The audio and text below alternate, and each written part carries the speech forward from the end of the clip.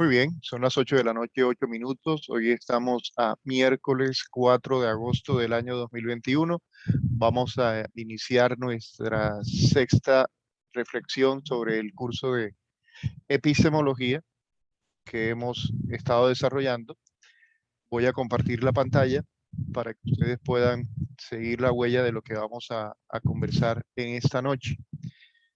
Igual que los otros videos que he estado publicando, este también en su momento será público para que ustedes también puedan hacerle la revisión, el seguimiento. Bien, entonces el tema que vamos a conversar hoy es historia de la psicología en Colombia y el subtítulo es Entre la doxa y la episteme. Voy a ampliar la pantalla y empezamos entonces con nuestra reflexión. Parto con esta imagen y con esta frase. El conocimiento humano es acumulativo y progresivo. Esa es una frase que se repitió mucho, sobre todo en la edad moderna, y que la posmodernidad la ha encerrado entre interrogantes. Es decir, así como está presentada en la pantalla en este momento, es la frase dicha desde la modernidad. La posmodernidad lo que hace es que le pone un interrogante, abre el interrogante en la esquina izquierda y le cierra el interrogante en la esquina derecha. Es decir, lo vuelve pregunta. ¿El conocimiento humano es acumulativo y progresivo? Y así vamos a desarrollar nuestra reflexión de hoy sobre esta temática que se titula Historia de la psicología en Colombia. Nuestro conocimiento psicológico, el desarrollo científico, la producción de la psicología en Colombia ha sido ¿de qué tipo? ¿De qué clase? ¿Ha sido desarrollada de manera acumulativa y progresiva o ha sido un continuo de rupturas, como decía un pensador latinoamericano, un literato para ser más exacto? Él decía que la literatura latinoamericana está marcada por una tradición de rupturas. Y otro pensador latinoamericano decía que esa tradición de rupturas se podría resumir como que todo cambia para que todo siga igual. En ese marco, yo hago la pregunta, la historia de la psicología en Colombia, ¿qué creen ustedes que nos puede revelar? ¿Qué creen ustedes que nos va a mostrar? ¿Nos va a mostrar también una tradición de rupturas, cambiando modelos, una ruptura tras otra? ¿O el desarrollo de la historia de la psicología ha tenido un continuo, una continuidad que nos permite afirmar que el conocimiento psicológico que se ha construido aquí, que se ha desarrollado aquí, es del tipo acumulativo y progresivo? ¿O por el contrario, vamos a descubrir que la historia de la psicología pone en evidencia que nuestro conocimiento ha sido un conocimiento anárquico, que no se acumula, que es una cambiadera permanentemente? Y pongo la imagen de la mariposa porque es la imagen típica, es el prototipo de un desarrollo que tiene una secuencia bien sincronizada. Yo no sé si ustedes alguna vez han tenido el privilegio de ver cómo se da esa gestación desde que el gusano se cuelga en el arbolito, se sella, se encapsula y después se transforma en mariposa. Yo sí tuve la oportunidad de verlo dos veces porque el novio de mi hija le regaló dos veces una cajita plástica y adentro estaba ya la mariposita en formación. Estaba el gusanito uno lo veía mover y uno dice, "Ve, le regaló un gusano". Y de pronto el gusanito se colgó, se quedó quieto y eso que ustedes ven en la imagen es bellísimo verlo, ver cómo se fue transformando, que por último terminamos en el acto de liberar la mariposa, se abrió la cajita y la mariposa salió volando. Entonces, esas son preguntas con las que yo quiero invitarlos a que empecemos nuestra reflexión de hoy. ¿Qué vamos a encontrar nosotros cuando echamos un vistazo a la historia de la psicología en Colombia? Y entonces, continuando con nuestra secuencia, voy a empezar contando la película de atrás para adelante. Primero, la Colombia que nosotros conocemos hoy es una Colombia bien definida a nivel de departamentos, en un croquis que todos hemos pintado alguna vez en la vida o hemos coloreado. Y en esa geografía, con sus ríos, con sus valles, con sus montañas, la psicología fue sembrada y la psicología empezó a echar sus cimientos hasta el punto en que hoy tenemos una Colombia dividida en capítulos, en donde los psicólogos nos agrupamos capitularmente en un colegio que se llama Colegio Colombiano de Psicólogos, COLSIP. En la actualidad tenemos 11 capítulos, que sería el equivalente a 11 departamentos territoriales. En ese momento tenemos el capítulo de Antioquia y Chocó, que es el capítulo número 1. Ustedes pueden verlo acá en la parte izquierda de color azul intenso. Ahí tienen ustedes Antioquia y Chocó. Tenemos el capítulo número 2, que es Bogotá y Cundinamarca, que está de color amarillo pintado en el corazón ahí en el centro. Tenemos el capítulo de Caldas, Cumanday, que es un verde clarito que está ahí al ladito de Bogotá. El capítulo de Boyacá, que está del lado derecho de Bogotá, ahí de color verde, más intenso. Tenemos el eje cafetero, Quindío y Risaralda, que lo tenemos también aquí debajito de Caldas, Cumanday. Tenemos el capítulo de Huila y Amazonía, que está identificado con el número 6 y pintado de color morado, abajo en el sur. Tenemos el capítulo de Meta y Orinoquía, que es el 7, con un azul aguamarina que está aquí del lado oriental. Tenemos el capítulo de Santander, al cual pertenece Gabriel Balaguer, quien nos dio la conferencia la vez pasada, está acá en la parte norte. Edison Orozco, que ya compartió también con nosotros reflexión, si no soy mal, Edison es del eje cafetero, de Quindío y Risaralda. Y entonces tenemos también el capítulo de Tolima, el número 9, el capítulo del Valle, en la parte sur, de color amarillo, y el capítulo de la zona norte, que está pintado de color rojo. Yo, Mauricio Pareja, formo parte de ese capítulo de la zona norte.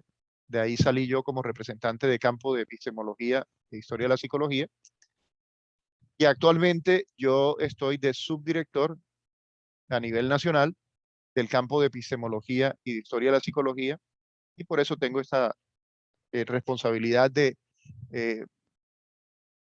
animar, mantener activo el campo, de epistemología.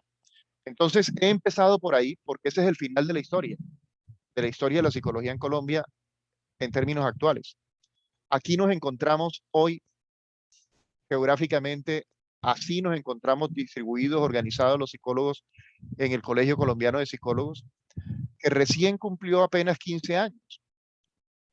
Pero para poder haber llegado aquí, como dicen por ahí, corrió mucha agua debajo de ese puente. Tuvieron que ocurrir muchas cosas. Y lo que vamos a mirar ahora es, en retrospectiva, qué cosas ocurrieron que permitieron que nosotros tengamos hoy una profesión que es la profesión del psicólogo, que tengamos nosotros hoy una ciencia organizada en Colombia, institucionalizada en Colombia, con unos protocolos, con unos procedimientos bien definidos. ¿Cómo llegamos nosotros a eso? ¿Cómo llegamos nosotros hoy a esa realidad en donde los psicólogos reunidos en ese colegio, Colegio Colombiano de Psicólogos, estamos empeñados en prestarle un servicio a este país, en ponernos al servicio de esta nación?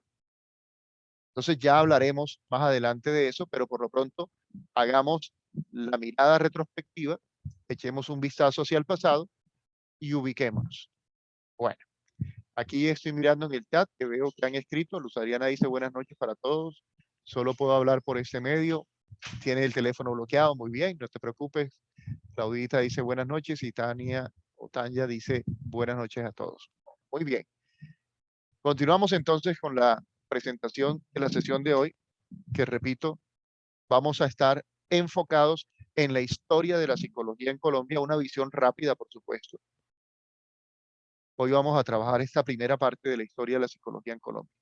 ¿Cómo lo vamos a desarrollar? Bueno, siguiendo las fotocopias que se les mandó, el material en PDF que se les envió desde hace 2 semanas, para que lo fueran mirando así, para que tuvieran una mirada rápida, le echaran un vistazo y no llegáramos como tan perdidos a la sesión de hoy. Vamos a echar un vistazo a la etapa de los pobladores originarios, las comunidades nativas de Colombia, la colonia española, la época republicana, Colombia entre la Primera y la Segunda Guerra Mundial, el momento de la profesionalización de la psicología en Colombia y, por supuesto, cuando echemos ese vistazo, vamos a mirar cómo la psicología se fue construyendo entre un plantar opiniones e ideas simultáneamente, cómo la psicología se fue construyendo a base de opiniones, pero también a base de ideas. Entre la doxa, la opinión, y la episteme, que es el conocimiento o la argumentación propiamente de los científicos, así se fue construyendo la psicología en Colombia. Eso es lo que vamos a mirar. Entonces, como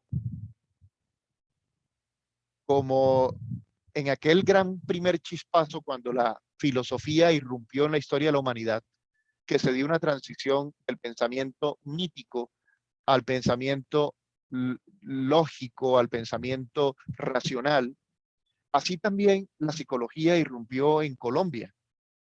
En Colombia, cuando empezamos a aproximarnos al tema de la psicología,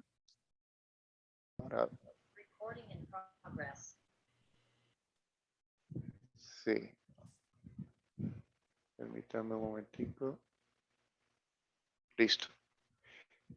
Para quedar con el micrófono del celular, no el micrófono del computador.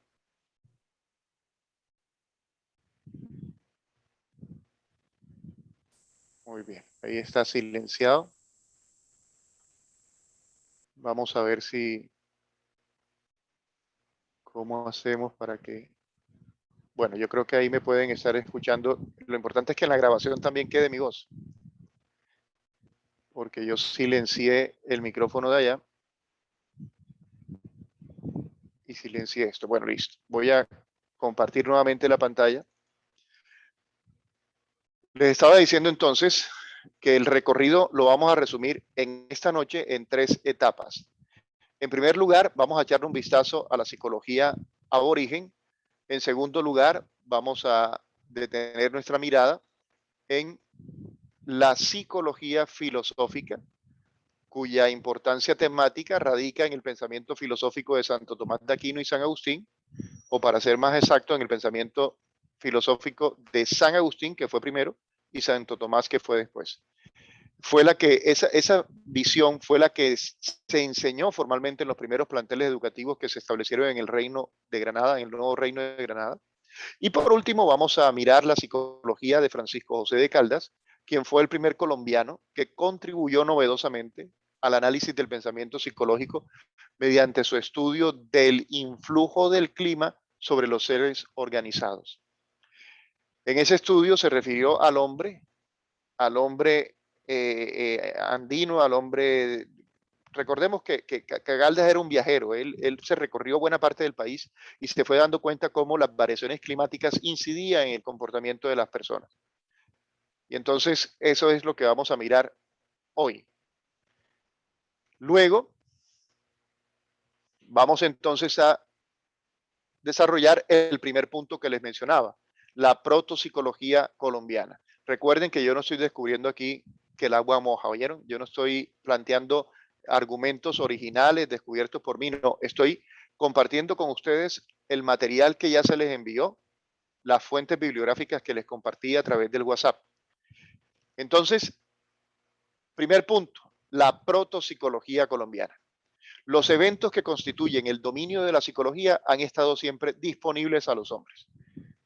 El conocimiento que actualmente tenemos del comportamiento humano guarda elementos comunes con el de los que construyeron nuestra cultura.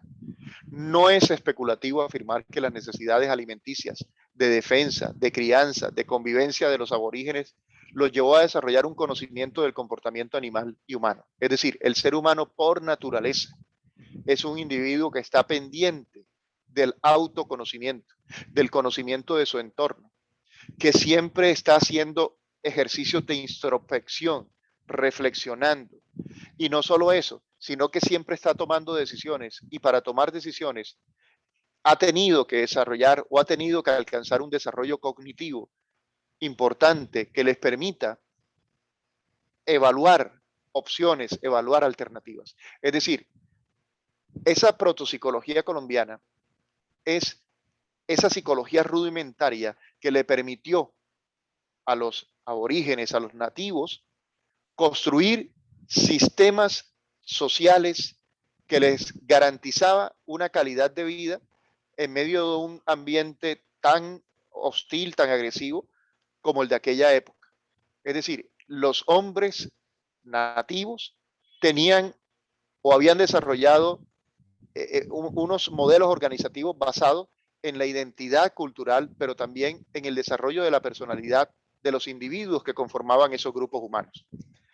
El pensamiento o el análisis del pensamiento de los indígenas que habitaban en el territorio colombiano y que fueron conquistados por los españoles, aunque primitivo desde la perspectiva occidental, tenía como característica la mezcla de elementos naturalistas y elementos mágicos.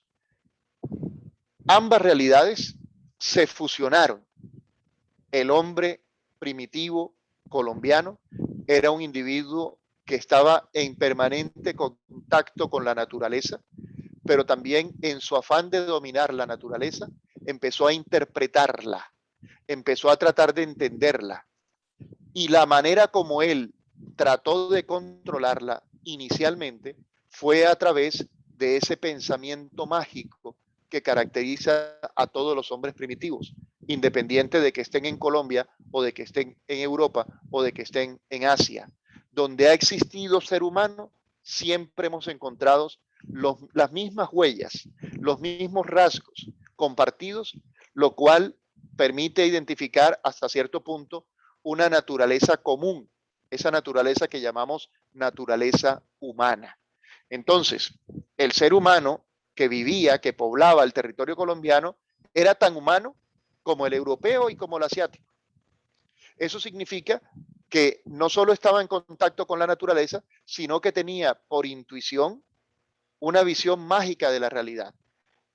A través de la magia, el hombre trataba de dominar la naturaleza, trataba de relacionarse con la naturaleza. Repito, igual que en el resto del mundo.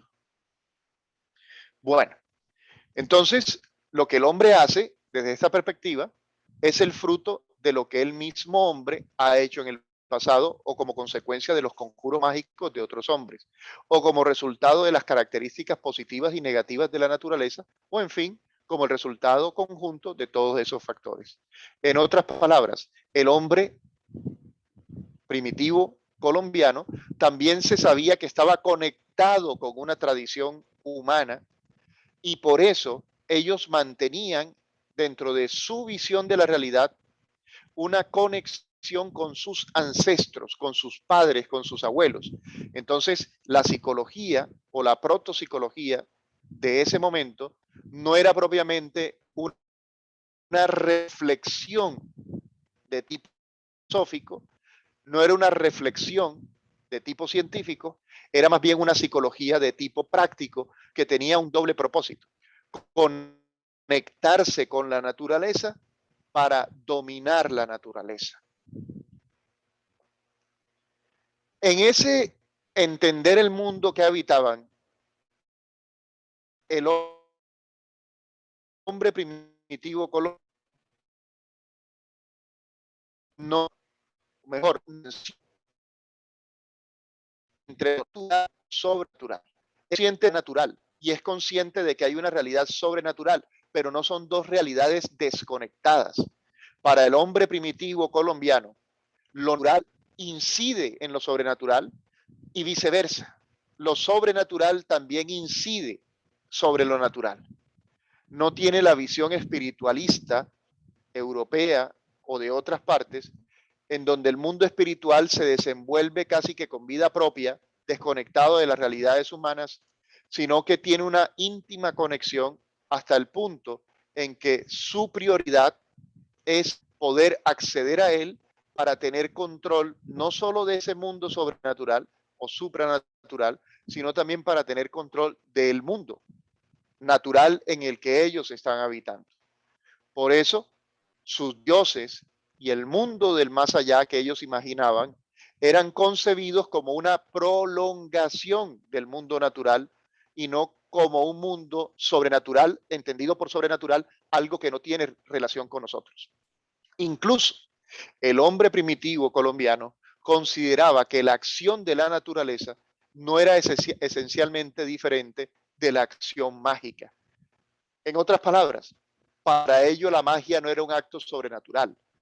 La magia era lo más natural del mundo, porque el mago se supone que lo que hacía era entender cómo funciona este mundo y tratar de interactuar en este mundo con los criterios que la magia le daba, que no eran criterios sobrenaturales, eran criterios naturales. Algo así como lo que trata de hacer la ciencia hoy.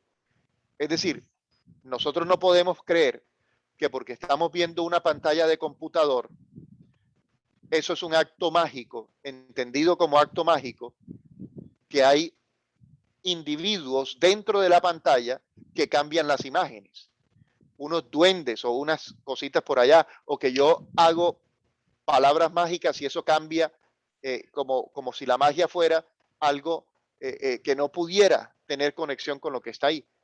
Y resulta que para el hombre primitivo, ¿sí?, todo estaba conectado. Lo mismo que para nosotros hoy, cuando vemos la pantalla del computador, nosotros sabemos que la pantalla no tiene duendes, nosotros sabemos que no hay nadie que esté cambiando la imagen detrás de esto, sino que se dan una serie de fenómenos naturales y que el computador no está haciendo magia como si fuera algo sobrenatural. Pero estrictamente hablando, esto es un acto mágico. Desde la visión, haciendo pues, salvaguardando las proporciones, desde la visión del hombre primitivo colombiano, la magia era la manera de hacer ciencia y de entender la ciencia en ese momento. Ellos cuando aplicaban la magia del curandero o la magia del que llamaba la lluvia, no estaban pensando en alterar de manera sobrenatural el curso de las cosas, sino que estaban pensando, que estaban entendiendo cómo era que funcionaba el curso natural de las cosas y estaban aplicando ese curso natural. No sé si me estoy explicando. Si alguien cree que necesita mayor explicación, por favor me avisa. Entonces, para la visión del hombre primitivo colombiano, no hay un mundo natural y otro sobrenatural, es un solo mundo, que están interconectados, interrelacionados. Y la magia, el acto de magia en ese contexto, no es algo sobrenatural, es algo totalmente natural, es parte de la naturaleza humana entender cómo funcionan las cosas. Entonces, el poder del mago estaba en la palabra, el poder del mago estaba en los rituales, el poder del mago estaba en las pócimas, y todo eso era considerado como algo natural, no como algo sobrenatural propiamente dicho. Entonces, continuando, podemos decir que se corresponde más con una visión animista de las cosas. Las cosas tienen alma, las cosas tienen ánima, ánimos. Desafortunadamente, casi todos los comentaristas e historiadores de la época, al interpretar el pensamiento de nuestros aborígenes, atribuyen conceptos espiritualistas que corresponden más a la mentalidad occidental europea que a la mentalidad de los indígenas nuestros. Sin duda, su pensamiento tenía mucho de mágico, lo que no es lo mismo que espiritualista. El espiritualismo supone la existencia de entidades trascendentales, espaciales, fuente y fundamento de la realidad material.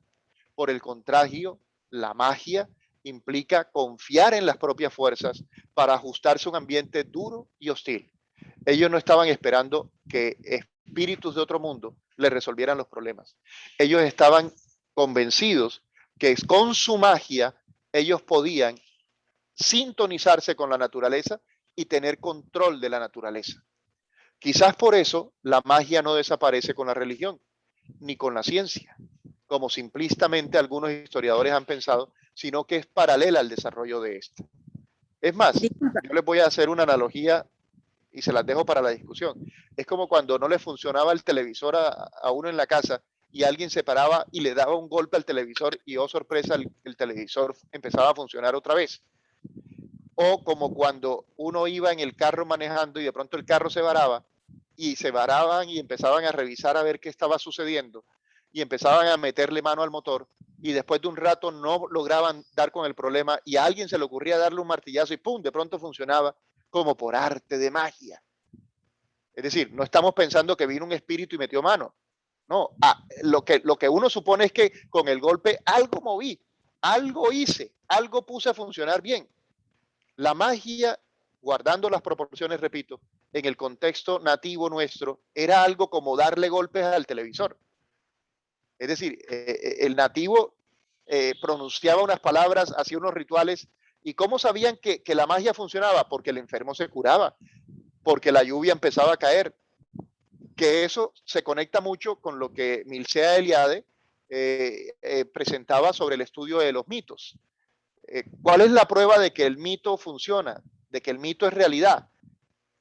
Hago la comparación, por ejemplo, con el famoso mito de Thor, que anda con el martillo dando golpes en el cielo y que esos son los truenos. Entonces, ¿cómo sabes tú que de verdad existe Thor? Ah, bueno, porque existen los truenos. ¿Cómo sabes tú que las palabras mágicas atraen la lluvia? Mira que está lloviendo. Demuéstralo científicamente, mira lo que está lloviendo.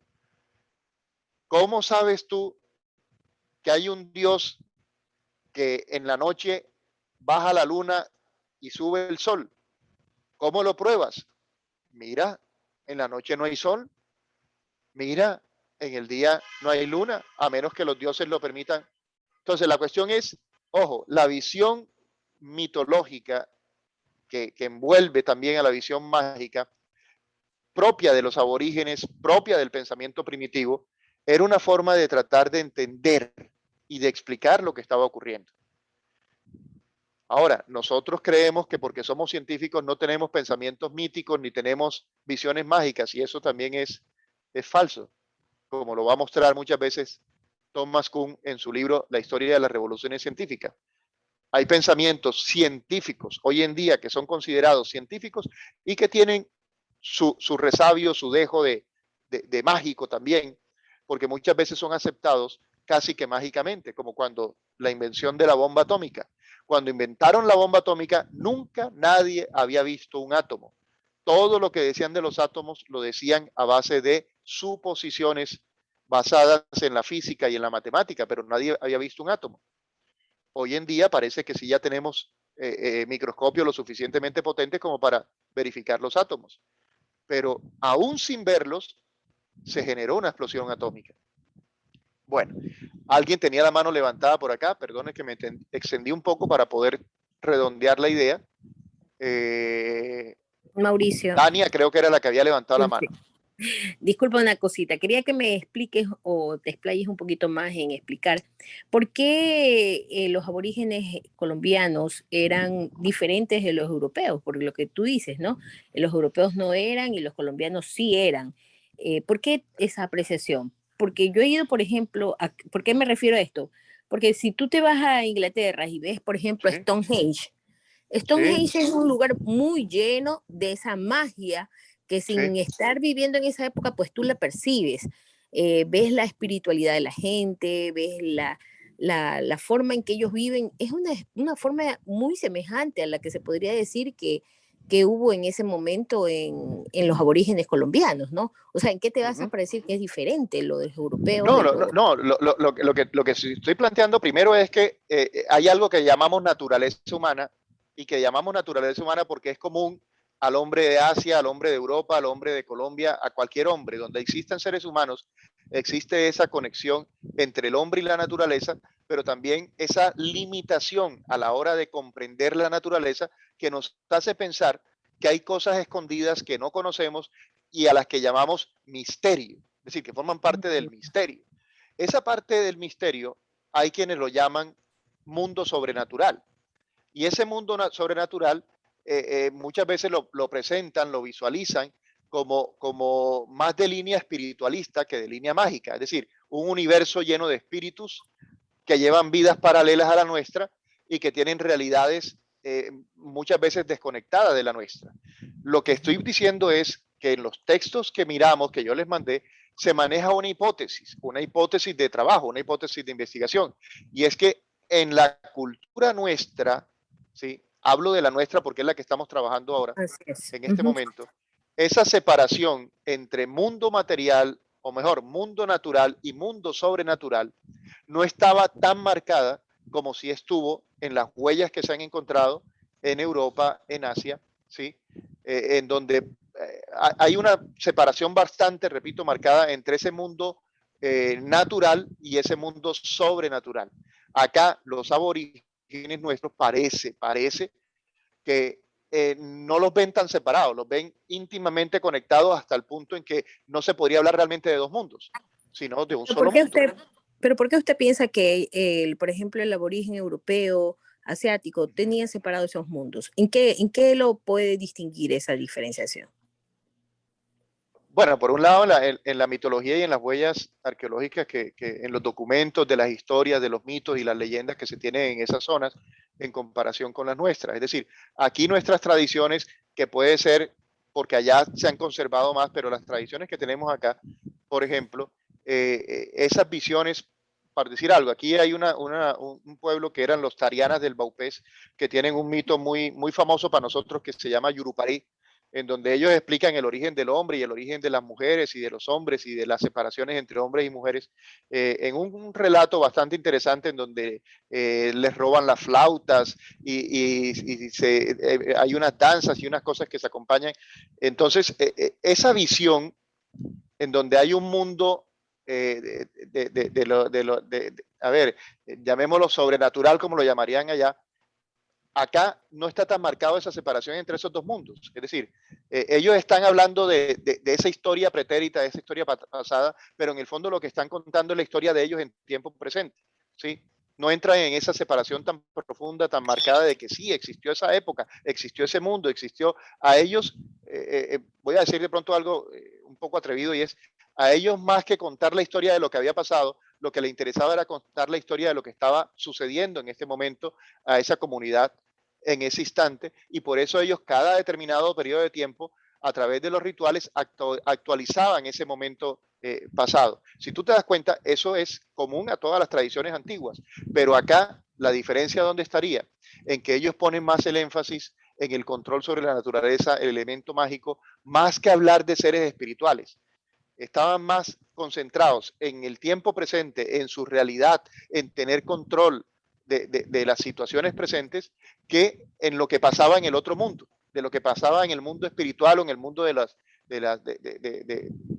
más allá, llamémoslo así. Pero repito, esos son hipótesis de trabajo, yo simplemente estoy haciendo referencia al documento que ustedes pudieron leer, que pudieron mirar. Si les parece interesante, pues yo creo que ahí tienen un punto para seguir escarbando, y de pronto ustedes dirán, no, esa hipótesis no es válida, o esa hipótesis sí es válida. Para mí, Mauricio Pareja, yo lo veo válido en ese sentido que les estoy diciendo. Yo sí creo que aquí, incluso hasta el día de hoy, la gente cuando habla por ejemplo, aquí hay tradiciones como el mal de ojo, ¿sí? Entonces, en el mal de ojo le cuelgan a los niños una pepita que le llamamos ojo de güey, por ejemplo. O, entonces, para que al niño no le dé el mal de ojo, ¿sí? Entonces, esa es una visión mágica. Una visión mágica que está hablando de un mundo, entre comillas, sobrenatural, ¿sí? Pero si tú te das cuenta, no es un mundo sobrenatural que está fuera de la esfera nuestra. No, es un mundo sobrenatural que forma parte de esta naturaleza. Y como forma parte de esta naturaleza, hay elementos de esta naturaleza que nos pueden proteger de esa realidad. Es un problema de lenguaje realmente lo que tenemos aquí. Cuando hacemos esa división entre natural y sobrenatural. Para ellos es tan natural que si tú miras a un niño y dices, qué niño tan lindo, le puedes echar un mal de ojo. ¿Sí?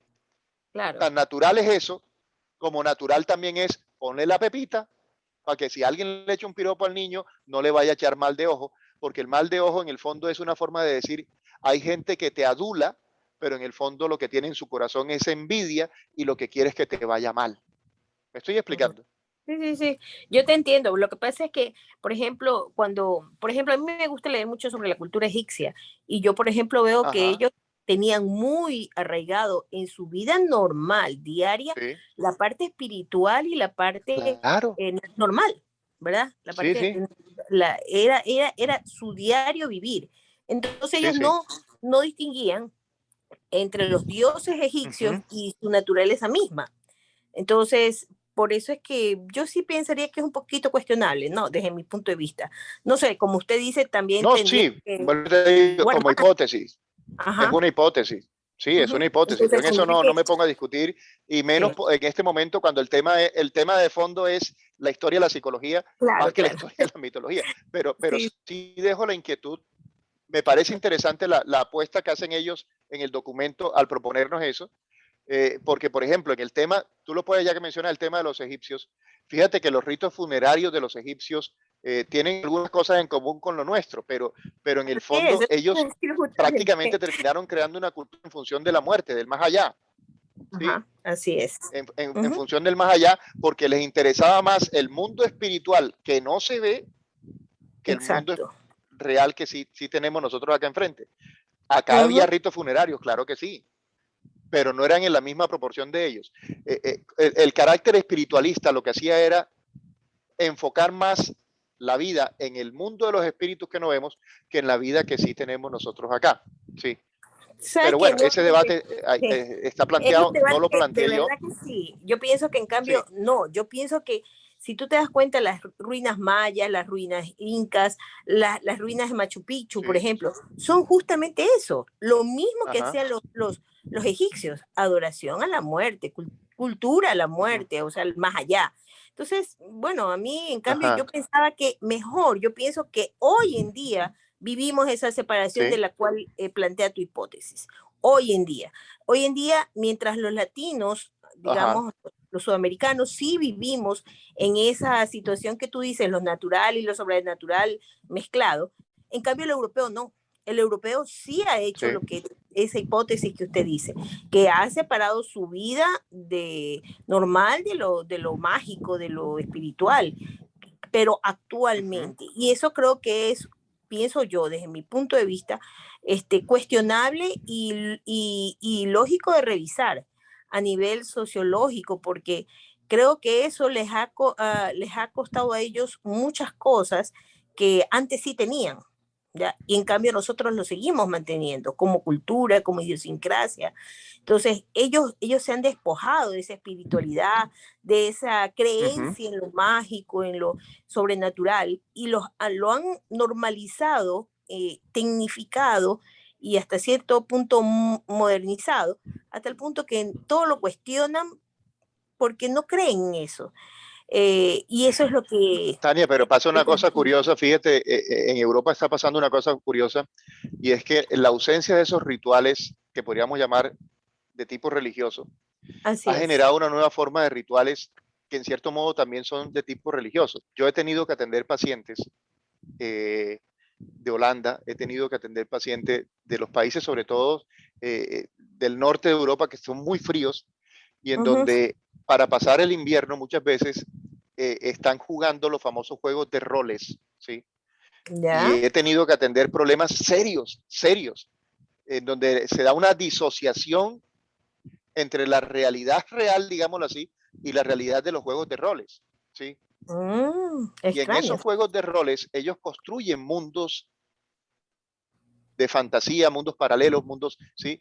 Que en cierto modo vienen a sustituir esos mundos paralelos que antes se vivían con la experiencia religiosa eh, y ese mundo de los espíritus, de la religión Y si tú te das cuenta, bueno, Halloween, ¿qué era Halloween? Así Halloween es. era Ajá, una festividad de tipo religioso, ¿sí? ujú, De ese claro. tipo de países, ¿sí? Que Ujú, después se trasladó acá. Pero ya, acá nosotros tenemos, por ejemplo, por el lado de México, la celebración de la muerte, que es una celebración muy especial también, así ¿sí? es. Ujú. Pero entonces A en la ese, medida en que se despoja el elemento religioso, espiritual, el ser humano empieza a crear nuevos rituales también de tipo sustitutivos de esas realidades. Pero entonces, ¿a dónde va el asunto? Yo creo que lo que tú estás planteando es bien interesante porque nos dice, miren, el debate está abierto, el debate está abierto. así es. El hombre primitivo que habitó el territorio colombiano tendría esa separación en su cabeza entre lo que es el mundo natural y lo que es el mundo sobrenatural, o veían eso como una unidad. La hipótesis que se maneja es, lo veían como una unidad. Así ¿Dónde es. se genera Y el a todos los conflicto? En que el autor del texto dice que eso no sucedía así, exacto. por lo En menos eso en yo, Europa o en otros lados. exacto. Bueno, Ahí no eso es concuerdo. discutible. Sí, eso es discutible. Ujú. Como te digo, yo no voy a entrar en esa discusión porque, decir, creo que como hipótesis está planteado, hay que debatirlo, pero sí creo, y me quedo con eso, de que el hombre primitivo que habitaba el territorio colombiano no tenía esas dualidades. Tan natural Ok. para él era la enfermedad, ¿sí? Que Ajá, utilizando la magia, ellos trataban de resolver desde su visión de naturaleza, de un modo natural, una cuestión que para ellos era natural. Es decir, ellos no estaban perfecto. pensando que con la magia estaban resolviendo problemas sobrenaturales. Ujú, Ellos veían la perfecto. magia como nosotros vemos la ciencia hoy. Ujú, así es. Bueno, entonces, continuando con la reflexión, miramos ahora cuando llegan los españoles, la psicología hispana, cómo contrasta con esa realidad del hombre primitivo. Poco se puede decir de las características idiosincrásicas del pensamiento psicológico de los españoles que se establecieron en la actual Colombia. La filosofía y la teología se enseñaron en los establecimientos educativos que se fundaron, Ujú, especialmente en Santa Fe de Bogotá. Y como sucedía en Europa, en esta época, la psicología era enteramente dependiente del pensamiento filosófico y teológico. 17. Una de las características de la cultura española en esos siglos, 16, 17 e incluso siglo XVIII, es su énfasis religioso. Esa es una característica propia de la cultura española que llegó hasta nosotros. La arquitectura, el arte colonial muestran claramente la influencia de este aspecto de nuestra cultura, hasta el punto en que las ciudades que se fundaban, en la plaza principal quedaba la huella de cómo estaba organizada culturalmente la mentalidad de los que estaban llegando aquí.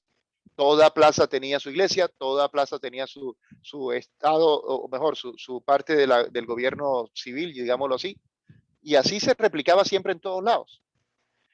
Mientras en otros países de Europa, como Francia, Inglaterra, el pensamiento filosófico y por ende el pensamiento psicológico empezaba a marcar distancia con el pensamiento eclesiástico, en España la influencia religiosa es casi total en esta época. Es decir, ya en Francia del siglo XVI y XVII ya está la edad moderna tocando las puertas y entrando en el escenario. Mientras que en España la edad moderna no está entrando así con esa fuerza. Ya estamos hablando del discurso del método de Descartes, ya estamos hablando de los ídolas fori de Francis Bacon, ya estamos hablando de las dos grandes corrientes que van a marcar la modernidad, que es el racionalismo y el empirismo. En España todavía estamos en la escolástica.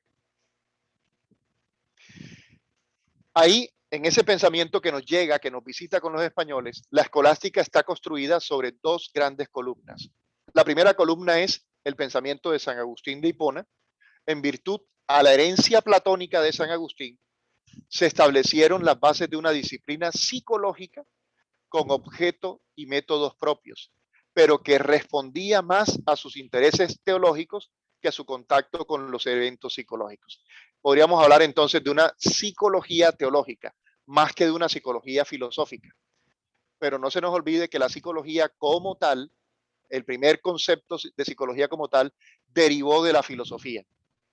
Pero la que nos llega a nosotros, acá a Colombia, la psicología que nos llega acá es una psicología filosófica, pero muy, muy al servicio de la teología. recordemos que el pensamiento escolástico nos hablaba de que la filosofía era la esclava de la teología.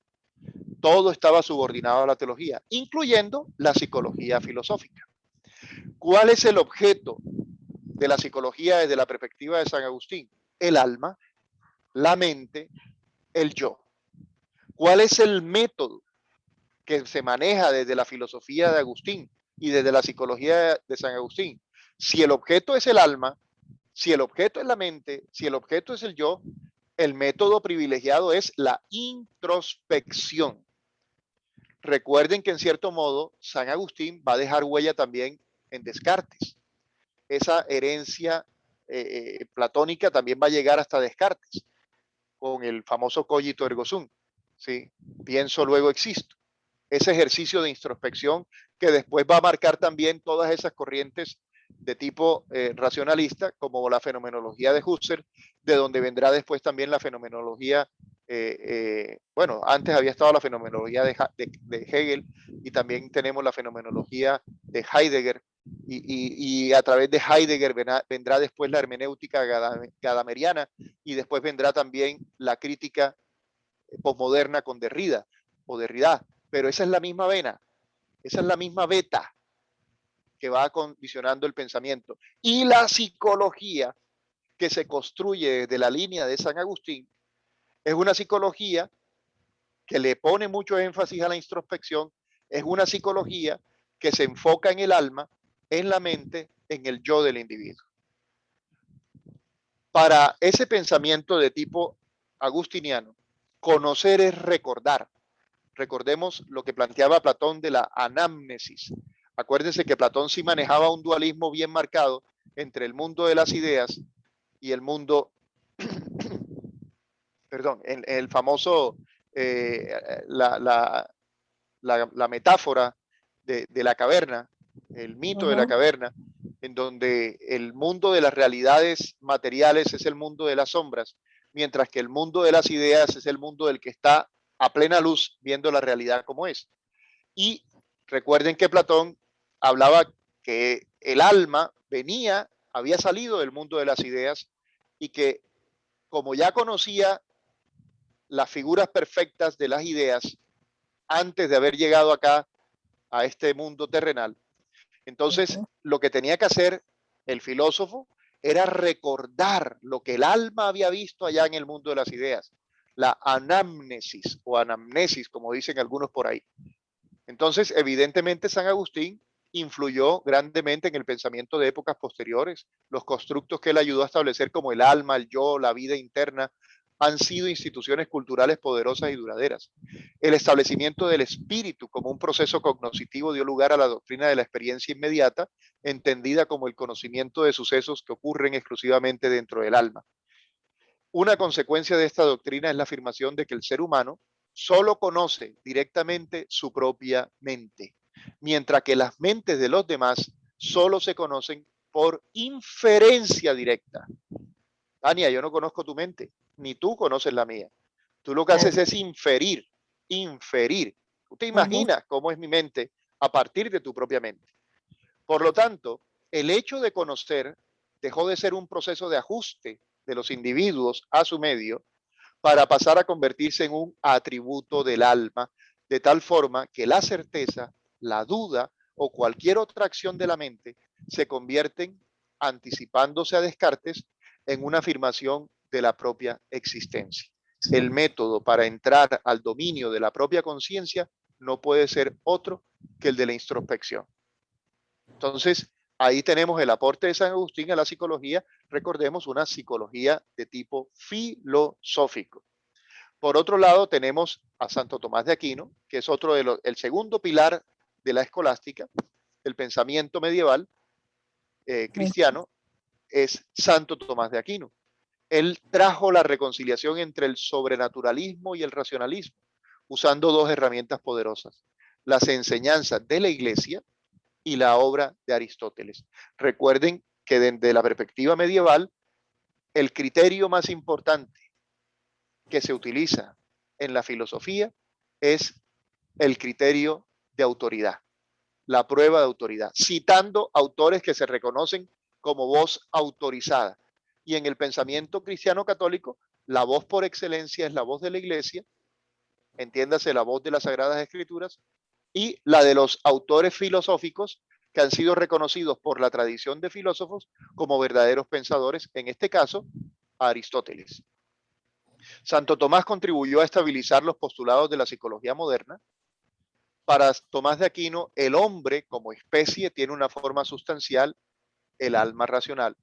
El hombre no es ni alma ni cuerpo por separado, sino alma y cuerpo. Y esto es importante dentro de la psicología tomista, porque tanto la psicología de San Agustín como la psicología de Santo Tomás están fundamentadas en una manera de entender al hombre, en una antropología. No hay almas desconectadas de los cuerpos. Es una unidad. Una unidad. Una unidad que tiene funciones racionales, sensitivas y vegetativas. Entonces, esa es la psicología que nos llega. Esa es la psicología que se enseñaba en los seminarios y en las universidades capitalinas, y eso era lo que se estaba divulgando en ese momento. Para Santo Tomás, recuerden que para San Agustín conocer es recordar. Para Santo Tomás conocer es abstraer, tener la capacidad de abstraer, captar la esencia de las cosas. Y recordemos que en filosofía griega, esencia es lo que hace que una cosa sea esa cosa y no otra. Entonces, a través del ejercicio de la razón, del uso de la razón, Santo Tomás lo que nos está diciendo es podemos abstraer por la capacidad que tiene el ser humano de razonar, tenemos también la capacidad de captar la esencia de las cosas. Entonces, las funciones fundamentales del alma desde esta perspectiva son de carácter cognoscitivo. Ambos, San Agustín y Santo Tomás, privilegian, si quieren ustedes, una psicología más de corte cognoscitivo. La psicología consiste, en cierto punto o en cierto modo, tratar de entender cómo el ser humano conoce la verdad, cómo el ser humano se aproxima al conocimiento del mundo que está habitando. El comportamiento del ser humano tiene valor en tanto en cuanto es la manifestación de una realidad interna de carácter espiritual. Es decir, nuestro comportamiento no es más que el resultado de nuestro pensamiento. Si ustedes se dan cuenta, es en cierto modo esa herencia tomista y esa herencia del pensamiento psicológico filosófico nos ha llegado hoy en día, en el siglo XXI, a través de la psicología de corte cognitivo y concretamente cognitivo-conductual. Recuerden que el enfoque cognitivo-conductual, ¿qué es lo que nos dice? Que el ser humano piensa, siente y actúa, y que nuestros comportamientos son el resultado de nuestros sentimientos, y que nuestros sentimientos son el resultado de nuestros pensamientos. Si quieren, ahí hay una herencia de tipo filosófico en ese modo de entender la psicología. Entonces, conocer es abstraer para Santo Tomás. Pasemos ahora entonces a la primera psicología en territorio colombiano. La importancia del pensamiento de Santo Tomás en el contexto de la historia de la psicología colombiana radica en que fue la primera psicología que se enseñó formalmente en los seminarios y colegios que se establecieron en el nuevo Reino de Granada. Esta psicología obedecía a intereses de tipo apologético, es decir, defensa de la fe, y dependía no solo de una filosofía particular, Aristóteles en el caso de Santo Tomás, Platón en el caso de San Agustín, sino que también dependía fundamentalmente de la teología católica. Es decir, la psicología que se enseñaba era para defender la antropología cristiana, la manera de entender al ser humano que tenían los cristianos, para defender las verdades de fe que estaban pregonando los misioneros. Bueno, aquí aparece un elemento muy importante tanto para la psicología filosófica como para la iglesia de la colonia aquí en Colombia, y es la Inquisición. La Inquisición, en primer lugar, era una institución para defender la moral y la fe católica. Eso era la intención de la Inquisición, por lo menos para eso la crearon. En el siglo XVII, a pesar de que en Europa se daban movimientos que rechazaban la demonología, el pensamiento psicológico dominante atribuía muchos fenómenos psicopatológicos a los espíritus malignos. Entonces, fíjense, no solo tenemos una psicología que le da mucha importancia a la filosofía y sin ella no se puede entender, sino que también tenemos una psicología amarrada al elemento teológico para el cual las enfermedades mentales son también entendidas muchas veces como posesiones demoníacas.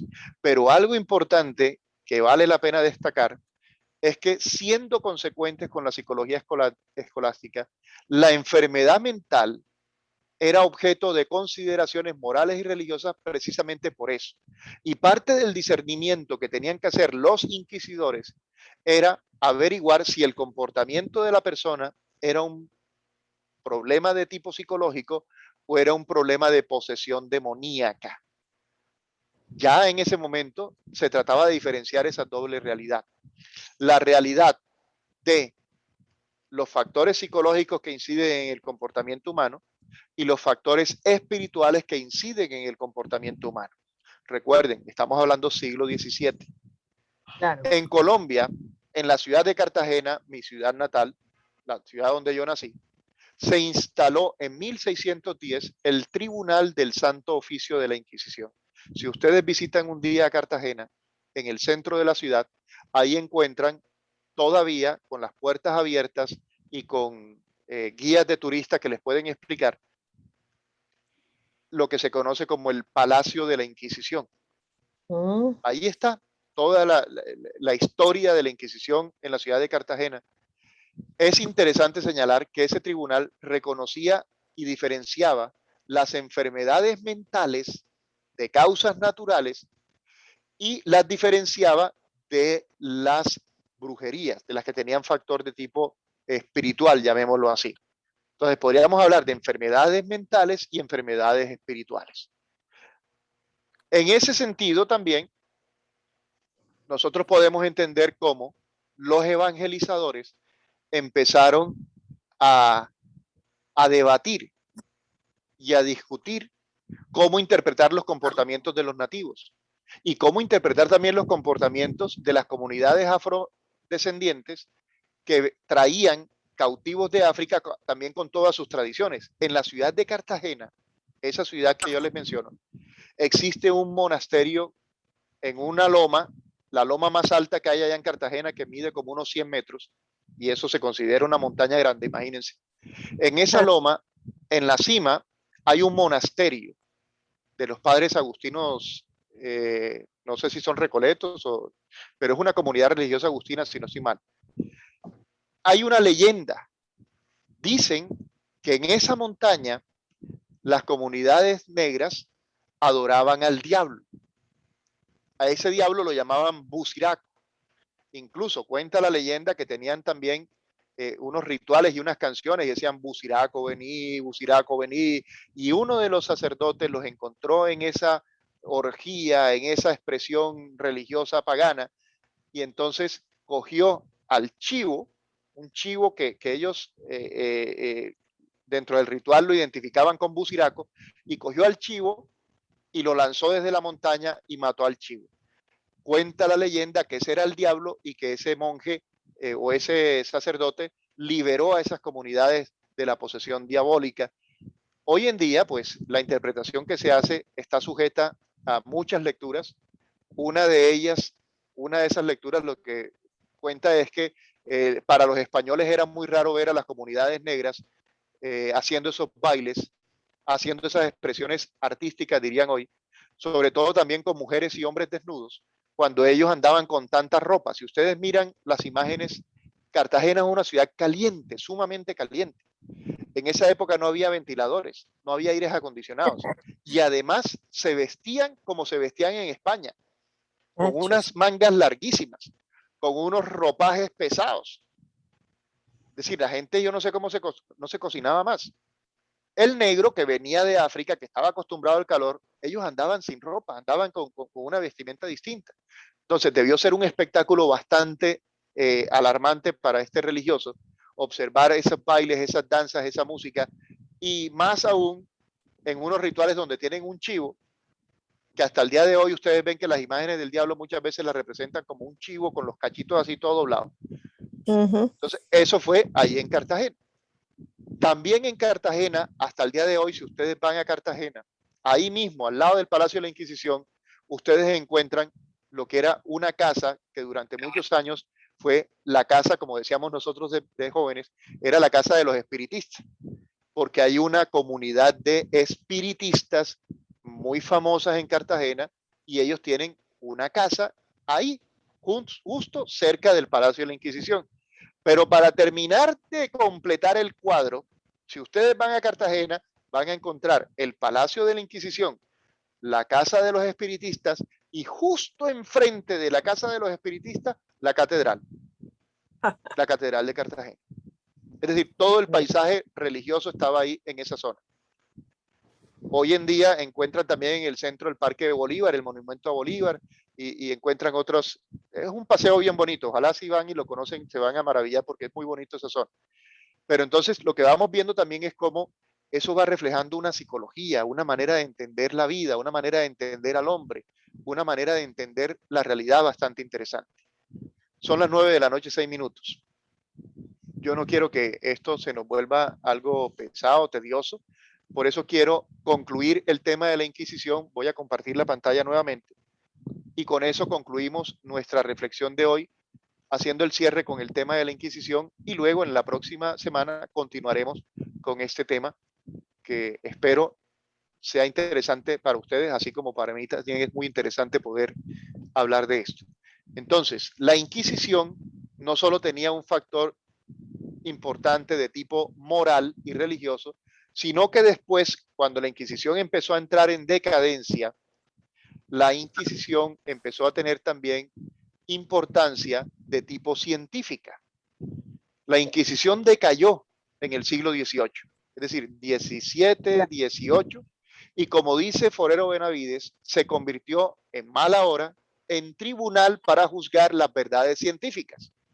Entró a fallar, porque eso era un tribunal, en los dominios de la ciencia, pero algo más, pasó a ser un instrumento de represalia política. En 1775, es decir, ya en siglo XVIII, fue acusado por los padres dominicos, que eran los que dirigían la Inquisición, condenaron nada más y nada menos que al sabio José Celestino Mutis por sostener la tesis de Copérnico. El asunto fue enviado a España, donde afortunadamente se archivó. En 1783 se ordenó la captura del precursor Francisco Miranda por leer libros prohibidos y tener pinturas indecentes, pero Miranda escapó a los Estados Unidos. La Inquisición fue abolida definitivamente en 1821 por el gobierno de Colombia, es decir, ya en la era republicana. Entonces, la próxima semana hablaremos ya de la psicología criolla, el saber mundano, cuando en el siglo XVIII empezamos a recibir las influencias de la cultura francesa, concretamente de la ilustración francesa, y eso será capítulo de nuestra próxima reflexión para poder entender cómo nosotros hoy, la psicología que queremos hacer, tiene que ser una psicología que se apoye no solo en la doxa, en la opinión, sino también en la episteme. Pero ¿qué tipo de episteme? ¿Cómo se fue generando la epistemología que está rigiendo hoy a la psicología? Esa es la historia que vamos a seguir contando. Espero que nos encontremos la próxima semana. Y si tienen dudas, preguntas sobre lo que hemos compartido hoy, lo pueden hacer. Si tienen complementos, Tania, si encuentras cosas que nos permita continuar en esa discusión que tuvimos al comienzo sobre la mitología y sobre el hombre del nativo colombiano, también qué interesante. Y si no estoy mal, tú eres ecuatoriana. Si tienes también cosas que nos enriquezcan, recuerden que Colombia y Ecuador son repúblicas hermanas y con mucha influencia. Por ejemplo, en Cartagena, en la ciudad de Cartagena, hay una iglesia también muy famosa que es la iglesia de Santo Toribio de Mogrovejo. Porque resulta que Santo Toribio fue el primer obispo que tuvimos en esa zona y la diócesis que tenía a su cargo empezaba en Cartagena, pero terminaba en Ecuador, claro, porque eran unas megadiócesis. En la audiencia de Quito. Sí, es decir, Santo Toribio Mogrovejo fue obispo también y tuvo su influencia, llegaba hasta Ecuador. Ahora, ¿cómo hacía para viajar ese señor desde Cartagena hasta allá en esa época? Caramba, era realmente un tremendo trabajo. Bueno, voy a dejar de compartir la pantalla. Si hay algún complemento, alguna opinión antes de que nos vayamos, yo creo que podemos robarnos 5 minuticos, nos podemos permitir 5 minuticos más. No sé si alguien quiere opinar, Gabriel o Said o Jesús o Alfredo o Tania o alguno, quien desee puede hacerlo, por favor.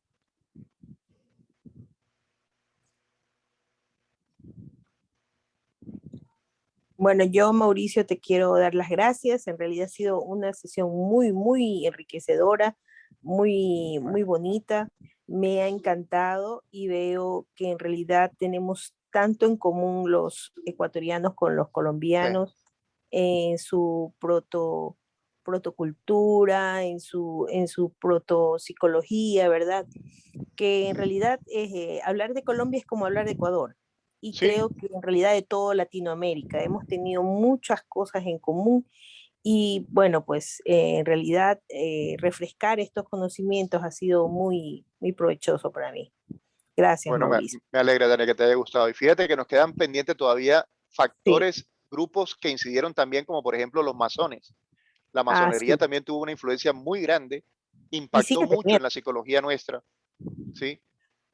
Porque la masonería estaba muy ligada en cierto modo al pensamiento liberal que venía también de Francia. Pero bueno, eso como en las películas buenas y en las series buenas, tiene que Continuará. terminar sí, tiene que terminar diciendo esta historia continuará. Entonces, nos vemos la próxima semana a la misma hora por el mismo canal. Espero Gracias. que le Mauricio, echen un gracias. vistazo. Échenle un vistazo al material que les mandé, por favor, revísenlo por simple curiosidad. Envíanos Bueno, las diapositivas si no es mucha molestia también, ¿ya? la diapositiva las mando Cuando después, terminamos. si Sí, quieren. claro, cuando Oh, terminemos. Sí, y la claro. grabación no queda, ¿no? No, la La grabación grabación. sí queda. La Ah, bueno, grabación Gracias. queda.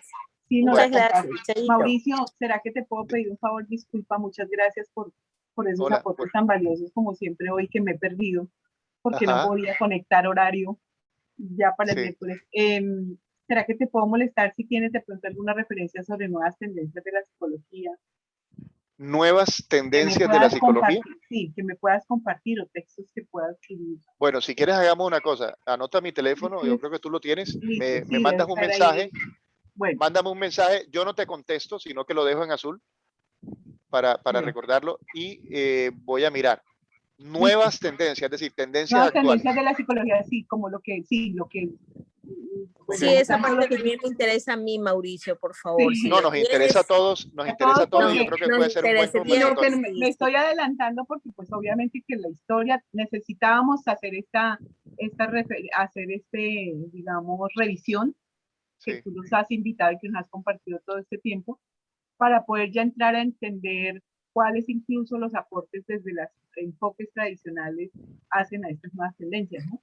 Porque ajá, no son puritas, no son puras, sino obviamente que toman de base lo que se ha hecho en la psicología aplicada desde los diferentes enfoques, campos. ¿No?